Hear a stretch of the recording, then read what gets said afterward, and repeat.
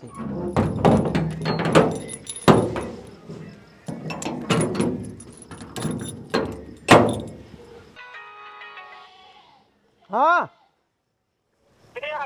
आ रहे रास्ता में है, अब फेंक लो तो हमारे हाल आए। अब जल्दी चलो, ढोल आ गए हमारे, फिर वो बिड़ जाए तो आफत हो जाए। छुट्टा तो तुम रोड पे मिले, तुम्हें हजान देखो तुम्हारे बेच लड़का नहीं लगा रखूँ हमें। ये जाओ ढोल आ गए। अरे ढोल आ गए तो पहुँचे हुए गोला पे। चले जा बेटा जल्दी, ढोल आ गए, पहुँचो बेटा जल्दी फटाफट।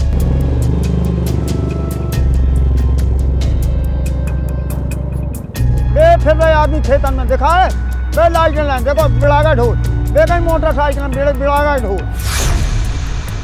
हमारे साथ जो ये किसान हैं, इनकी उम्र है 75 साल और इनका नाम है जगदेव सिंह। ये उत्तर प्रदेश के झांसी ज़िले में रहते हैं। गांव का नाम है भभौरा और ब्लॉक है मऊरानीपुर। जब मैंने इनको देखा तो ये अपने घर में ताला बंद करके अपने खेतों में जा रहे थे। ये इनका रोज़ काम है। रोज़ शाम होते ही खाना खाते हैं, टाट उठाते हैं और अपने खेतों की तरफ चल पड़ते हैं। ये बैठे देखो लग गया, दिखा ये बैठे, ये देखो ये बैठे। की तरह ही करीब और 100-200 जो किसान हैं आसपास के मोहल्ले के, वो भी चल पड़ते हैं और ये सब लोग जाते हैं अपने खेतों को बचाने के लिए। इनके पास 3 एकड़ मटर थी, वो पूरी तरह बर्बाद हो चुकी है। करीब 4 एकड़ गेहूं है, वो भी लगभग बर्बाद हो चुका है। जाई लगाई थी, तार लगाए थे, लेकिन वो काम नहीं आए। ये सिर्फ इनकी समस्या नहीं है, ये यहाँ पे बहुत सारे ऐसे किसान हैं जो आपको इस तरह देखेंगे, जो लाठी डंडा लेकर आपको मिलेंगे। और इन्होंने अभी एक यहाँ पे कोई गौशाला नहीं है कि गांव में, तो इन्होंने इन गायों को इस तरह इकट्ठा करके यहाँ पे देखिए एक प्लाट खाली पड़ा है, उसमें बंद कर दिया है। खोदने नहीं, खोदने चलो, ये द्वार में बैठ दो, नहीं कोने को खोद मिट गया भैया। मवेशी इनके माँ साहब परेशान हैं, दम कर दिया, दिन ना रात घूम रहे, दिन ना रात लठ लाए फिर रहे। है 70-75 साल की उम्र हो गई साहब हमारी, और ढोन के माँ परेशान है। देखो आप खुद देख रहे हैं निगाह से, आफत सी आफत पड़ी। 3 एकड़ की तो मटर खा गए ढोल और 2 एकड़ का गेहूं खा गए साहब। आप वहाँ चल के बता रहे हैं, खेत का देख लो साहब। रात साहब ऐसे ही घूमते हैं, सारी रात फिरता हूँ, और कम से कम 100 आदमी फिर साहब। देखो जो सब फिर भी आए यहाँ साहब। हाँ, जब आप लोगों का कष्ट दो हमने, हाँ, जब ये लिखा पढ़ी करी के कहना भैया कोई तो सुने कम से कम हमारी।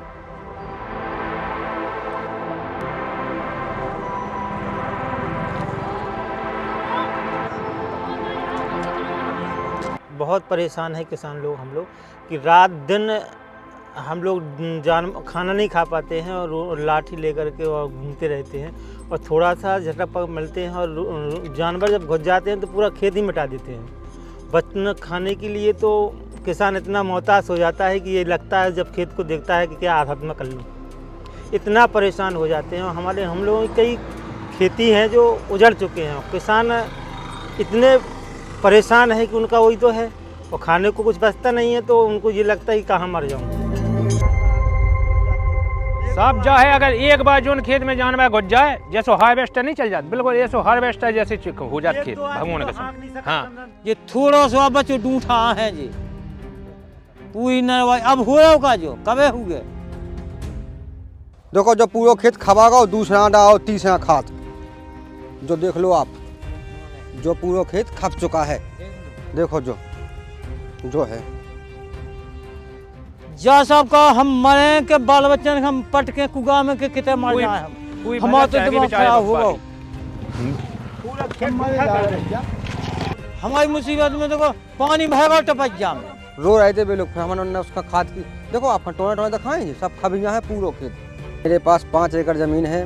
दिन में मेरे पिताजी आते हैं, रात में हम आते हैं। क्यों रात के यहाँ जगते हैं तो सोते हैं दिन में, और रात के पिताजी आते, दिन में पिताजी आते हैं। कितने दिन का काम है। खेत खबगाओ, हम खेत खबगाओ, जब हमारी फसल में देखो ये डूठा ठाड़े सब है। हम ब्याह नहीं खा पाऊ, खाना नहीं खा पाऊ ढंग से, और ढोर आ जाए तो आदमी कहला भैया ढोर चलो चलो चलो, ढोर आ गए भैया, भूखे प्यासे फैते, दिन रखा है और रात रखा है।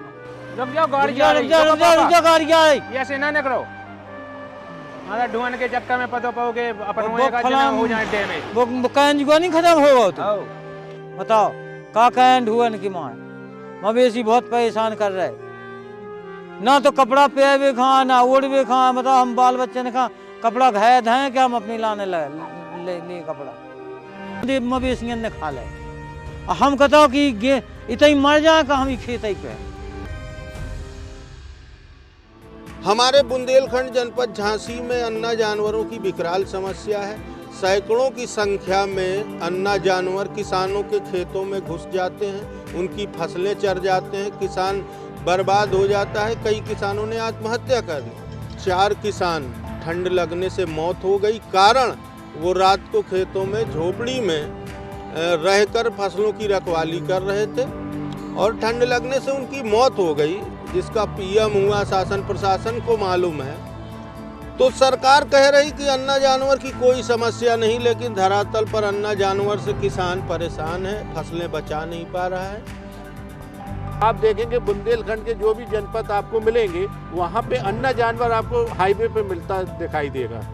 अगर अन्ना जानवर हाईवे पे है तो गौशाला में है कौन? जो शासन इतना दावा कर रही है कि अन्ना जानवरों के रखरखाव के लिए उन्होंने गौशाला बना दी है, लेकिन गौशाला बनाई है तो जानवर हाईवे में क्यों फिर रहा?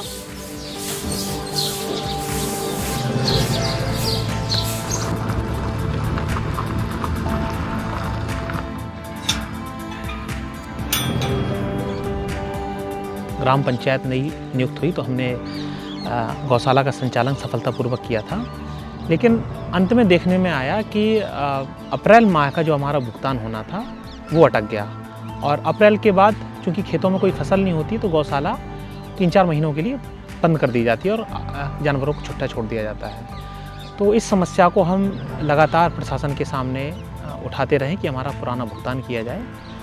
और दूसरी फिर समस्या आती है इसमें जो संचालन को लेकर है। तो हमारी गौशाला एक ऐसी गौशाला है, ये विडम्बना है कि यहाँ पर भू अभिलेखों में कोई चक्रोड़ नहीं है, तो बहुत सीमित महीनों के लिए ये गौशाला का संचालन हो पाता है।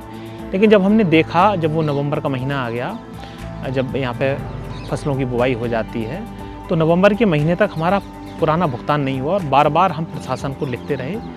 और हमारा जो प्रधान संघ है स्थानीय स्तर पर, उसने भी प्रशासन से मांग की कि हमारी जो गौशालाओं के पुराने भुगतान है उनको कर दिया जाए, लेकिन कहीं किसी की बात पे ध्यान नहीं दिया गया। तो फिर हमने भी एक तरह से हम मजबूर हो गए कि जब पुराना भुगतान नहीं हुआ है तो हम कैसे नई जिम्मेदारी ले लें। तो जिला का एक टेंडर है, उल्टी सीधी भूसा, उल्टी सीधी मतलब कुटी डाल जाती है। आप मौके पे देख रहे हैं, एक बीता की कुटी है, जानवर खाते नहीं है, कोई रातब नहीं है, कोई रातब की व्यवस्था नहीं है, जानवरों को मतलब रातब मिल जाए। प्रदेश में 11,13,000 के आसपास हैं जो पशुगणना में हुई थी, निराश्रित गोवंश की संख्या थी। लेकिन अब वो चूँकि करीब छोड़ते जा रहे हैं तो इससे पशुओं की संख्या ज़्यादा दिख रही है। और अभी हम शासन स्तर से 75 स्पेशल सेक्रेटरी रैंक के अधिकारी, सभी IAS ही थे, उनको सभी जिलों में भेजा गया था।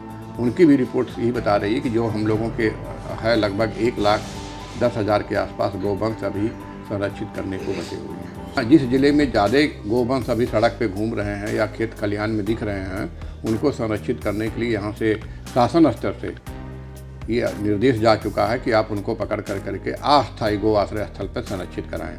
इसी बीच में हम लोगों ने बृहद गौ संरक्षण केंद्र के लिए भी सूची मांगी। अगर ज़मीन आप उपलब्ध कराएंगे तो हम तत्काल उसके निर्माण के लिए पैसा यहाँ से देंगे। साल का जो हमारा बजट था वो 500 करोड़ का था।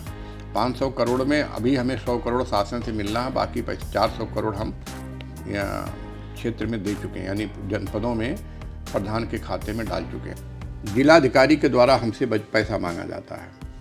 हम पैसा जब उनको देते हैं, जैसे हमने पिछला उनको मान लीजिए किसी को 1 करोड़ दिया है, तो 1 करोड़ में अगर वो 70-75 लाख का हमको जब वो खर्च की ब्यौरा देते हैं, तब उनको हम अगला पैसा देते हैं।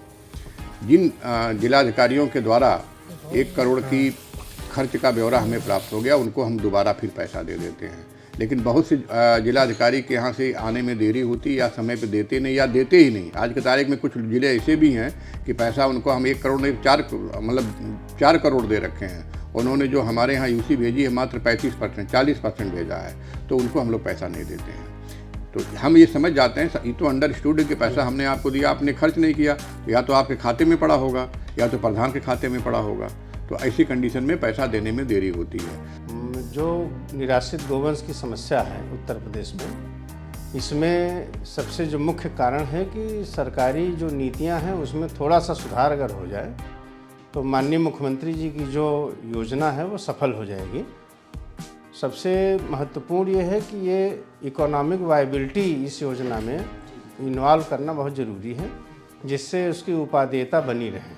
निराश्रित गोवंश जो भी चल रहे हैं, सरकार ने कई अच्छी अच्छी योजनाएं लॉन्च की हैं, लेकिन अभी वो मूर्त रूप में धरातल पर आने में उसमें समय लग रहा है।